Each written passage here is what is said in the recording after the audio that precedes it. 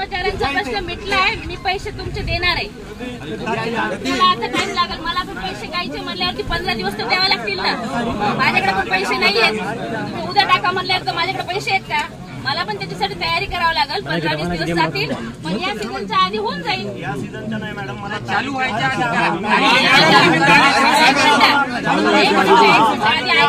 काय बोलते मला द्यायची. तुम्हाला बँकेची 8 कोटी भरायला आली, शेतकऱ्याची द्यायला कोण जमले नाही. 4 कोटी 25 लाख रुपये दिले भाऊ. 4 कोटी दिले, करार होऊ द्यावा लागेल ना. करार झाला नाही तर तुम्ही 4 कोटी दिले. आता पैसे टाकले, कराराच्या अगोदर पैसे दिले.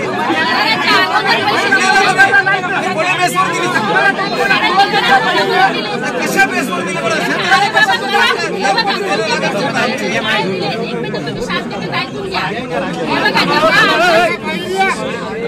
मला जेव्हा ऐकायचं तेव्हा ऐका, तुमचं झाल्यावरती मी बोलते.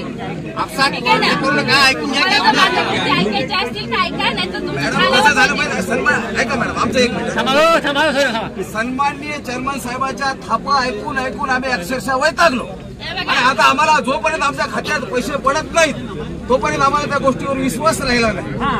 आता मला सांगा, माझे एकट्याचे 5 लाख आहेत, माझे एकट्याचे 5 लाख आहेत. पूर्ण वाहतुकीचे पैसे 2-2 वर्षापासून आहेत. तुम्ही मॅडम एक पेमेंट दिलं ना, करार व्हायचा, त्यांच्याकडून कुठलाच कागद न देता 4.25 कोटी भरले. मग आमचा विचार तुम्ही करावा लागला. आमचे पैसे तसेच द्यायला पाहिजे. आणि एमएससी बँकेचे भरले, कारण की एनओसी लागती. तुम्हाला काही कायदे काढून नाही तर तुम्ही बोला. मी माझी संचालक आहे मॅडम या कारखान्याचा. सर एक मिनिट. बोलताय का? मला तुमचं नाव माहिती नाही. तुम्ही थोडं शांततेने विचार करून बोला. त्यावेळेस मी पैसे भरले, त्यावेळेस तुमच्यासाठी भरले. काय मला माझ्याकडे काही हाऊस आलेली नाही बाबा. इथं शेतकऱ्यांचं काहीतरी नुकसान व्हायले, इथं कारखान्याला कोणी चालवायला नाहीये चांगला, त्यामुळे मी पैसे भरलेत. आणि आता याच्या पुढे जेव्हा करार झालेला आहे त्यावेळेस त्या करारामध्ये प्रत्येक गोष्ट सरकारने लिहिलेली आहे. सरकारने आम्हाला बांधून घेतलेलं आहे 15 वर्षासाठी. आम्हाला पैसे देणं बंधनकारक आहे. आता बाकीच्या गोष्टी ज्या आहेत त्या तुम्ही पूर्ण करार तुमचे जे बोर्ड आहेत त्यांच्याशी चर्चा करा. कारण की जे काही आम्ही लिहिलेलं आहे आम्ही आणि सरकारशी बोला. तुम्हाला आणखी याच्यातही काही अडचण वाटत असेल तर आम्ही जे करतोय ते नियमात करतोय, तुम्ही नियमात बोला. ऐका ताई मॅडम, ऐका नंतर तुमच्या कारखान्यावर काही देणं घेणं राहणार नाही ना? नाही राहणार. की आमच्या बोर्डानं सरकारला दिली आहे मी. तुम्हाला वापस सांगायला तयार नाही हो.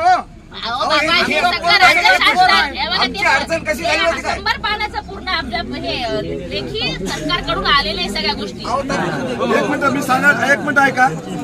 आपण कारखान्याच्या कर्मचाऱ्याच्या बाबतीमध्ये बोललो. ताई आपल्याला 1 नोव्हेंबरला आपल्याला जर ऊसाची सगळे पैसे तुमच्या खात्यावर पडले तर ताई तुमचा करार झाला तर तुम्हाला करार झाला तरी तुम्ही आला आम्ही इथं येऊ देणार नाही.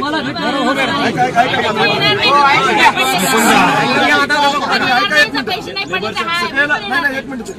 हे FRP चे पैसे 1 नोव्हेंबर पर्यंत आपल्याला हातामध्ये देतो म्हणायचं आहे का? आपल्याला सगळ्याला हे पैसे भेटले तरच हे मध्ये येऊ देतील. आता सगळे